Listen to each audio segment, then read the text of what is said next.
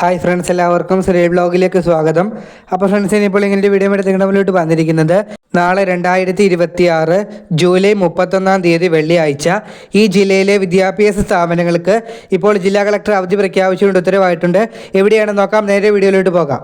എല്ലാവരും എൻ്റെ ഈ ചാനൽ സബ്സ്ക്രൈബ് ചെയ്ത് എന്നെ സപ്പോർട്ട് ചെയ്യുക. ഫ്രണ്ട്സ്, നാളെ 2026 ജൂലൈ 31 വെള്ളിയാഴ്ച വയനാട് ജില്ലയിലാണ് അവധി പ്രഖ്യാപിച്ചിരിക്കുന്നത്. വയനാട് ജില്ലയിൽ കേന്ദ്ര കാലാവസ്ഥാ വകുപ്പ് ഓറഞ്ച് അലേർട്ട് പ്രഖ്യാപിച്ചിരിക്കുന്ന സാഹചര്യത്തിൽ നാളെ 2026 ജൂലൈ 31 വെള്ളിയാഴ്ച ജില്ലയിൽ പ്രൊഫഷണൽ കോളേജുകൾ ഉൾപ്പെടെയുള്ള എല്ലാ വിദ്യാഭ്യാസ സ്ഥാപനങ്ങൾക്കും അവധിയാണ്. മദ്രസകൾ, ട്യൂഷൻ സെൻ്ററുകൾ, സ്പെഷ്യൽ ക്ലാസുകൾ എന്നിവയ്ക്കും അവധി ബാധകമാണ്.